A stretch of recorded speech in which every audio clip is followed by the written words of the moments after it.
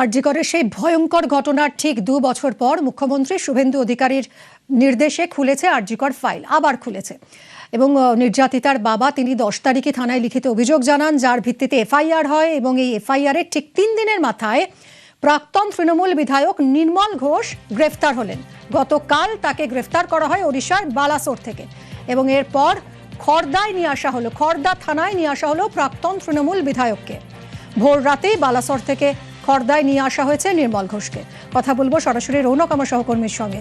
রৌনক, নির্মল ঘোষকে আজ কখন আদালতে পেশ করা হবে? এবং সঞ্জীব মুখোপাধ্যায়, আমরা দেখেছিলাম যে একেবারে ব্যাক টু ব্যাক অ্যাকশন পুলিশের, মুখ্যমন্ত্রীর নির্দেশের পরই গতকাল দুপুরে নির্মল ঘোষ আর রাতেই সঞ্জীব মুখোপাধ্যায়, আরও একজন অভিযুক্ত যার বিরুদ্ধে একেবারে বুড়ি বুড়ি গুরুতর অভিযোগ উগরে দিয়েছিলেন নির্যাতিতার বাবা।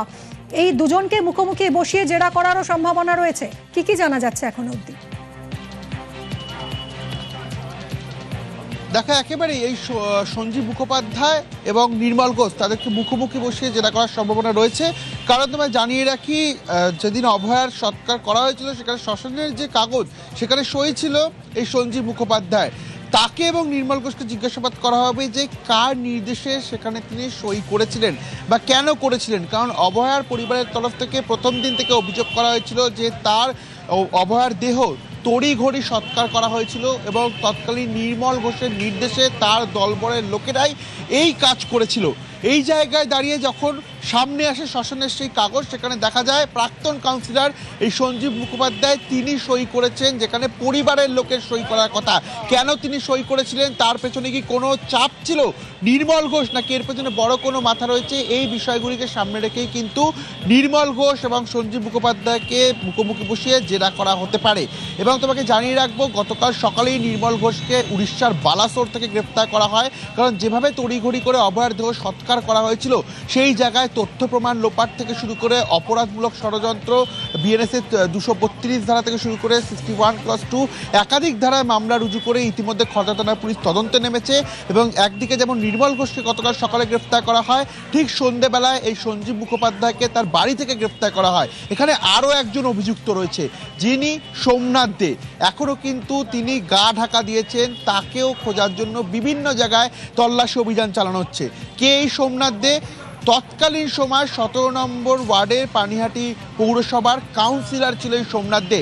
তিনি তার দলবল নিয়ে শ্মশানে তখন হাজির ছিল এবং দেহ থাকা সত্ত্বেও কার্যত চাপ দিয়ে অভয়ার দেহ আগে সৎকার করে দেওয়া হয়, এমনটাই এই সোমনাথদের বিরুদ্ধে অভিযোগ। তার খোঁজেও কিন্তু ইতিমধ্যে খড়দা থানার পুলিশ তল্লাশি অভিযান চালাচ্ছে। তোমায় জানিয়ে রাখবো, খড়দা থানার ভেতরে ইতিমধ্যে নির্মল ঘোষ এবং সঞ্জীব মুখোপাধ্যায় তাদেরকে রাখা হয়েছে। কিছুক্ষণ পরই তাদেরকে এখান থেকে বের করে নিয়ে যাওয়া হবে ব্যারাকপুর আদালতে। এবং ইতিমধ্যে পুলিশ সূত্রে আমরা এটা জানতে পারছি, পুলিশি হেফাজতের আবেদন করা হবে আদালতে। কারণ যে অভিযোগ তাদের বিরুদ্ধে, ভুরি ভুরি অভিযোগ রয়েছে, তড়িঘড়ি সৎকার করে দেওয়া হয়েছিল অভয়ার দেহ এবং তথ্য প্রমাণ লোপাটের অভিযোগ, যাতে দ্বিতীয়বার করে ময়নাতদন্ত না হয়।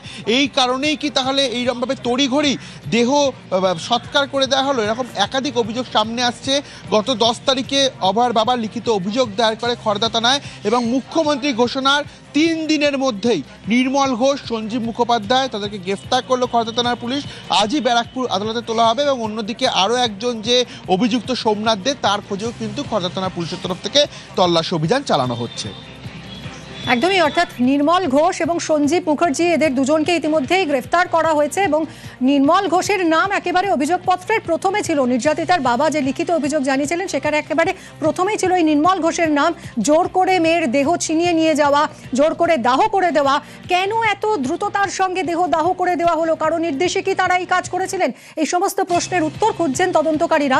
এই দুজন তো গ্রেফতার হয়েছেনই এবং আরেকজন এই মুহূর্তে স্ক্যানারে রয়েছেন, পানিহাটির 17 নম্বর ওয়ার্ডের কাউন্সিলর সোমনাথ দে। এখনো পর্যন্ত স্ক্যানারে রয়েছে, একে খুঁজছেন তদন্তকারীরা। এই দুজন যাদেরকে গ্রেফতার করা হয়েছে, সঞ্জীব মুখার্জি এবং নির্মল ঘোষ, তাদের আজ ব্যারাকপুর মহকুমা আদালতে তোলা হবে আর কিছুক্ষণের মধ্যেই। এবং সঞ্জীব মুখার্জি নির্মল ঘোষকে মুখোমুখি বসিয়েও জেরা করার সম্ভাবনার কথাই জানা যাচ্ছে। অভয়ার দেহ তড়িঘড়ি দাহ করার ফল কি হয়েছে? তৎকালীন কলকাতা পুলিশ যে তথ্য প্রমাণ, ফিজেরা, ফরেন্সিক এভিডেন্স সংগ্রহ করেছিল, এই তদন্তে সেটাই একমাত্র ভরসা। অপরাধের 24 ঘন্টার মধ্যে দেহ দাহ হয়ে যাওয়ায় দ্বিতীয়বার ময়নাতদন্তের কোনো সুযোগই ছিল না। কেন্দ্রীয় এজেন্সির নতুন করে তথ্য প্রমাণ সংগ্রহের আর কোনো সুযোগ ছিল না। সাজাপ্রাপ্ত সঞ্জয় রায় ওই অপরাধের আরও এক জীবন্ত প্রমাণ, কারণ ঘটনাস্থলে তার উপস্থিতির প্রমাণ রয়েছে। সঞ্জয় সন্দেহভাজন, সঞ্জয় অভিযুক্ত সাজাপ্রাপ্ত, আবার সঞ্জয় নিজেও এক প্রমাণ। সঞ্জয়ের ফাঁসি হয়ে গেলে সেই প্রমাণও মুছে যেত। সুপ্রিম কোর্টের নিয়ম আছে, সুপ্রিম কোর্টের রুলিং আছে, কোনো ধর্ষণের মতো অপরাধ ঘটলে সেখানে নির্যাতিতার বয়ানই হচ্ছে প্রাথমিক প্রমাণ, সেটা ধরেই পুলিশকে এগোতে হয়। যেখানে অভয়া মারা গেছেন বা যেখানে নির্যাতিতা মারা যান সেখানে তার দেহটা হয়ে যায় প্রমাণ। এবার সেই দেহটা এই অভয়ার মতো নারকীয় হত্যাকাণ্ডের ক্ষেত্রে দেহটা ছিল সবচেয়ে বড় প্রমাণ। 24 ঘন্টা, অপরাধ ঘটার 24 ঘন্টা কাটার আগেই সে দেহটা দাহ হয়ে গেল। আমরা বলতে পারি প্রমাণ মুছে দেওয়া হলো কিনা সেটা এখন তদন্ত সাপেক্ষ, এটা নির্মল ঘোষকে জেরা করে তদন্তকারীরা জানতে পারবেন, কিন্তু প্রমাণটা মুছে গেল। তাহলে কি রয়ে গেল? অভয়ার দেহ থেকে যে নমুনা সংগ্রহ করা হয়েছিল, ঘটনাস্থল থেকে যে নমুনা সংগ্রহ করা হয়েছিল সেটা রয়ে গেল। তারপর এজেন্সির হাত বদল হয়েছে, কলকাতা পুলিশ থেকে সিবিআইয়ের কাছে গেছে মামলা, কিন্তু সিবিআই নতুন করে নমুনা সংগ্রহ করতে পারেনি। এই যে তড়িঘড়ি একটা ময়নাতদন্ত করা হচ্ছে, সেই ময়নাতদন্ত কতটা নিখুঁত হয়েছে সেটা কিন্তু একটা প্রশ্নের চিহ্ন থেকে যায় তাতে, এবং ময়নাতদন্তের ভূমিকা একটা ক্রিমিনাল ট্রায়ালে অত্যন্ত গুরুত্বপূর্ণ, কারণ ময়নাতদন্ততেই বোঝা যায় কজ অফ ডেথ। আততায়ীকেও প্রকৃতভাবে চিহ্নিতকরণের জন্য অত্যন্ত গুরুত্ব দিয়ে ময়নাতদন্ত করা অত্যন্ত গুরুত্বপূর্ণ। তো সেটা এক্ষেত্রে একটা অভিযোগ ছিল বলে আমরা শুনেছি যে ময়নাতদন্ত সঠিক হয়নি বা ময়নাতদন্ত অত্যন্ত তড়িঘড়ি হয়েছে। দ্বিতীয়বার ময়নাতদন্ত করার সুযোগ পাওয়ার আগেই দেহ দাহ হয়ে যায়। ময়নাতদন্ত যদি প্রকৃত না হয় তাহলে অবশ্যই কিন্তু সেখানে একটা সন্দেহ থেকে যায়। এরকম একটা জঘন্যতম অপরাধ যার একটা স্পর্শকাতর বিষয় আছে, সেখানে দেহটা তড়িঘড়ি দাহ করা হলো কেন, সে নিয়ে আন্দোলনরত ডাক্তাররা প্রথম দিন থেকে প্রশ্ন তুলছিলেন। এবার সিবিআই যে তদন্ত করেছে তাতে সিবিআই নতুন কিছু এভিডেন্স জোগাড় করতে পারেনি, অন্তত ভিসেরা এবং অন্যান্য এভিডেন্স যেগুলো থাকে সেগুলো জোগাড় করতে পারেনি।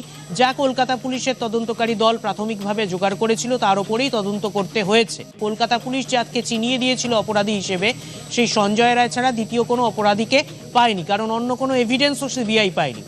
আর নির্মল ঘোষকে তদন্তকারীরা জিজ্ঞেস করতে পারেন তার এত তাড়া কিসের ছিল, তাকে কেন এত তড়িঘড়ি এত জোর করে অভয়ার দেহটাকে পুড়িয়ে দিতে হলো, বা বলা যায় এভিডেন্সগুলো এইভাবে নষ্ট হয়ে গেল। এভিডেন্সগুলো দ্বিতীয়বার খুঁজে দেখার, দ্বিতীয়বার ময়নাতদন্ত করার আর সুযোগ রইল না। যদি কেউ প্রমাণ লোপাট করে সেখানে আমাদের বিএনএস এর স্পেসিফিক সেকশন 238 সাবসেকশন রয়েছে, যেখানে ক্লিয়ারলি বলা হয়েছে যে ডিস্ট্রাকশন বা এগুলো করলে আমাদের কেস হবে, এবং ওনাদের এভিডেন্স যদি আদারওয়াইজ অন্য রেলিভেন্ট এভিডেন্স বা সার্কামস্টেন্সিয়াল এভিডেন্স বা অন্য পার্টের এভিডেন্স স্ট্রং থাকে তাহলে ডিস্ট্রয় করে দিলেই যে কিছু থাকবে না এটা নয়, এভিডেন্স অনেকভাবে অনেক রকম ভাবে আসতে পারে। ভিসেরা সংগ্রহ যেটা দেহ থেকে করা হয়েছিল সেটার ক্ষেত্রে কিছু ফাঁক ছিল, কারণ ক্রাইম সিনে প্রচুর মানুষকে দেখা গিয়েছিল, যাই নিয়ে কলকাতা পুলিশের সঙ্গে সংবাদ মাধ্যমের একটা তর্ক বিতর্কর পরিস্থিতি হয়েছিল। কিন্তু যে ঘরে অপরাধটা ঘটেছিল নমুনা সংগ্রহের সময় সে ঘরে প্রচুর মানুষের উপস্থিতি দেখা গিয়েছিল, একেবারে ভিড় গিজগিজ করছিল। তাই বহুভাবে প্রমাণ নষ্টের অভিযোগ এখানে আশঙ্কা অন্তত তোলা যেতে পারে, অভিযোগ যদি তোলা নাও যায়, এবং প্রমাণ যদি দ্বিতীয়বার সংগ্রহের অবকাশ না থাকে তাহলে প্রাথমিক প্রমাণের ভিত্তিতে বা কলকাতা পুলিশের প্রমাণের ভিত্তিতে যাকে অপরাধী চিহ্নিত করা হয়েছে তার বাইরে আরেকজনকে চিহ্নিত করার সুযোগ খুব কমে যায় সিবিআইয়ের কাছে, মানে তদন্তটা সীমাবদ্ধ হয়ে যায়। পোস্টমর্টম হলে পরে আবার নতুন করে কমিটি তৈরি হতো, তাড়াহুড়ো করে করতে কোনো জিনিস করলে পরে কিছু না কিছু ভুল থেকে যায়। যে বাংলা ভাষায় যাকে গড়বড় বলা হয়, কিছু হয়তো ছিল যার জন্যে এটাকে তাড়াতাড়ি পুড়িয়ে দেওয়া হলো। তা নইলে হয়তো এটার পোস্টমর্টম দ্বিতীয়বার করলে পরে আমরা আরও কিছু জানতে পারতাম। সেক্ষেত্রে ইচ্ছাকৃতভাবে তদন্তটাকে সীমাবদ্ধ করেছিল কিনা, না তদন্তটা ঘটনাচক্রে সীমাবদ্ধ হয়ে গেছিল সেটাও তদন্ত সাপেক্ষ। কিন্তু ঘটনা হচ্ছে সবকিছুর একটা ট্রেল থাকে, সবকিছুর একটা লেজ থাকে। নির্মল ঘোষ যিনি দেহটা তড়িঘড়ি তদন্ত সৎকার করিয়েছিলেন তিনি নিজে একজন প্রমাণ। তিনি বলতে পারবেন তিনি কোথা থেকে নির্দেশ পেয়েছিলেন বা তিনি নিজেই উদ্যোগ নিয়ে করেছিলেন কিনা।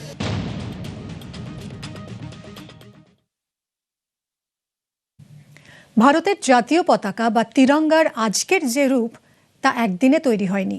স্বাধীনতার দীর্ঘ লড়াইয়ের বিভিন্ন পর্যায়ে এর নকশার পরিবর্তন হয়েছে। এক নজরে আসুন দেখে নেওয়া যাক আমাদের দেশের জাতীয় পতাকার বিবর্তনের ইতিহাস।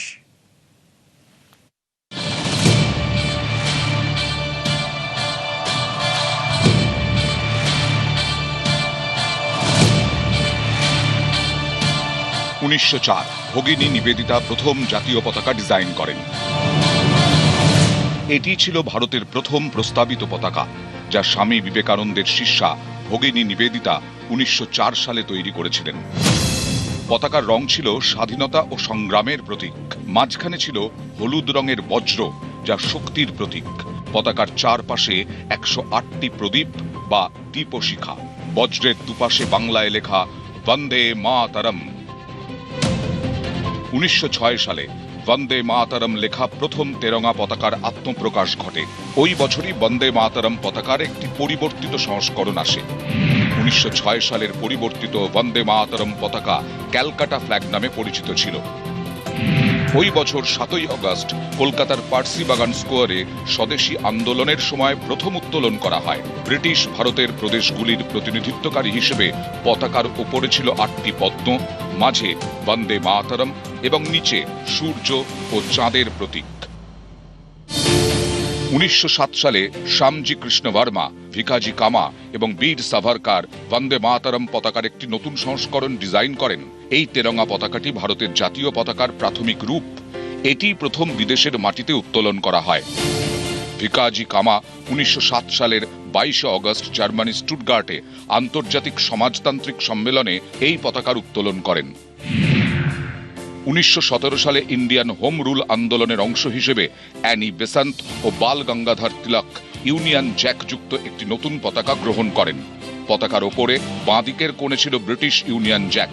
এই ডিজাইনটি ব্রিটিশ সাম্রাজ্যের অধীনে ভারতের স্বায়ত্ত শাসনের দাবিকে তুলে ধরত। পতাকায় ছিল 7টি তারা, যা সপ্তর্ষি মণ্ডলকে বোঝাত। পতাকার ওপরে ডান কোণে একটি অর্ধচন্দ্র এবং একটি তারা ছিল। পতাকায় পর্যায়ক্রমে 5টি লাল ও 4টি সবুজ রঙের ডোরাকাটা দাগ ছিল। 1921 মহাত্মা গান্ধীর থেকে অনুপ্রাণিত হয়ে স্বাধীনতা সংগ্রামী পিঙ্গালি ভেঙ্কাইয়া মাঝে চরকা সম্বলিত একটি নতুন তিরঙ্গা পতাকা ডিজাইন করেন। গান্ধীজির পরামর্শে সমস্ত সম্প্রদায়ের প্রতিনিধিত্ব এবং স্বনির্ভরতার প্রতীক হিসেবে একটি সাদা ব্যান্ড ও একটি চরকা যুক্ত করা হয়, যা ভারতের জাতীয় পতাকার বিবর্তনের ভিত্তি তৈরি করেছিল। পিঙ্গালি ভেঙ্কাইয়ার ডিজাইন করা পতাকার একটি পরিবর্তিত সংস্করণ জাতীয় পতাকা হিসেবে গৃহীত হয়, যার শীর্ষে ছিল গেরুয়া, মাঝে সাদা এবং নিচে সবুজ রঙের পট্টি, মাঝে একটি চরকা। আধুনিক জাতীয় পতাকার দিকে এগোতে এটি একটি গুরুত্বপূর্ণ পদক্ষেপ হিসেবে কাজ করেছিল। 1947-এর 22 জুলাই সংবিধান সভা স্বাধীন ভারতের সরকারি জাতীয় পতাকা হিসেবে অশোক চক্র দেওয়া তেরঙ্গা পতাকা গ্রহণ করে। ওপরে গেরুয়া, মাঝে সাদা, নিচে সবুজ। জাতীয় পতাকার কেন্দ্রে রয়েছে একটি নেভি ব্লু রঙের 24 স্পোক বিশিষ্ট চাকা, যা সম্রাট অশোকের সারনাথ সিংহ স্তম্ভ থেকে নেওয়া হয়েছে। এখানে গেরুয়া রং সাহস, শক্তি ও ত্যাগের প্রতীক। সাদা রং শান্তি, সত্য ও পবিত্রতার প্রতীক। সবুজ বিশ্বাস, উর্বরতা ও সমৃদ্ধির প্রতীক। অশোক চক্র গতিশীলতা, ন্যায় বিচার ও প্রগতির প্রতীক। নিউজ 18 বাংলা। কলকাতা পুরসভার উদ্যোগে হর ঘর তিরঙ্গা প্রভাত ফেরি। কলকাতা পুরসভা থেকে শুরু হয় এই প্রভাত ফেরি। অংশ নিয়েছেন পুর কমিশনার স্মিতা পান্ডে, বিজেপি বিধায়ক। শোভাযাত্রায় ছিলেন পুরকর্মী থেকে স্কুল পড়ুয়ারা। We are very privileged and this is a culture of the state. প্রভাত ফেরি আমাদের ঐতিহ্য আছে। তো আজকে প্রভাত ফেরি মাধ্যমে আমরা যে হর ঘর তিরঙ্গা প্রচার করছি, তো আমার মনে হয় it will give a good feel to everyone. We are very proud to be an independent country. So come join us. বাঁকুড়ায় হর ঘর তিরঙ্গা কর্মসূচি। সোনামুখীতে তিরঙ্গা যাত্রায় মন্ত্রী বিডিও। জাতীয় পতাকা নিয়ে রাস্তায় প্রতিমন্ত্রী দিবাকর ঘরামি।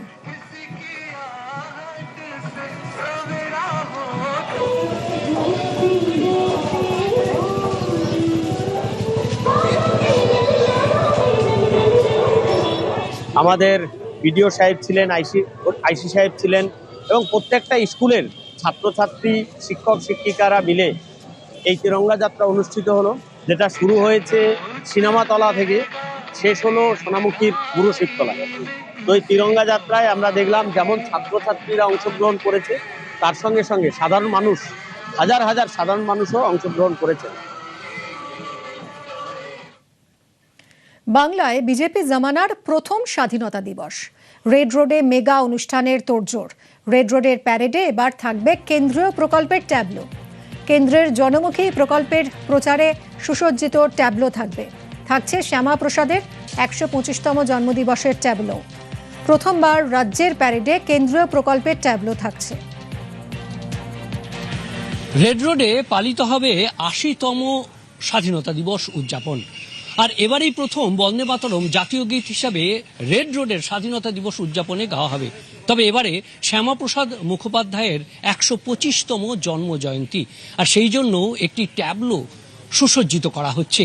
ময়দান টেন্টে এরকমই 12টি আকর্ষণীয় ট্যাবলো তৈরি হচ্ছে। শুধুমাত্র শ্যামাপ্রসাদ মুখোপাধ্যায়ের এক প্রধান, এক নিশান, এক বিধান, এই সুসজ্জিত ট্যাবলো যেমন থাকবে, তার পাশাপাশি কেন্দ্রীয় সরকারের নানান প্রকল্পের ট্যাবলো হাজির হবে এবার রেড রোডের স্বাধীনতা দিবস উদযাপনে, যা এতদিন পর্যন্ত এ রাজ্যের কোনো উৎসবে সামিল হয়নি। আয়ুষ্মান ভারত থেকে শিক্ষা, স্বাস্থ্য, নানান কেন্দ্রীয় সরকারের যে সমস্ত জনমুখী প্রকল্প, সেই জনমুখী প্রকল্পের জয়গান গেয়ে যে প্রকল্পের ট্যাবলো, সেই আকর্ষণীয় 12টি ট্যাবলো এবার স্বাধীনতা দিবসের উদযাপনে রেড রোডে। তারই চূড়ান্ত প্রস্তুতির যে কাজ, সেই কাজ এই মুহূর্তে ময়দান টেন্টে চলছে জোর কদমে। ক্যামেরায় সুনীতের সঙ্গে বিশ্বজিৎ, নিউজ 18 বাংলা।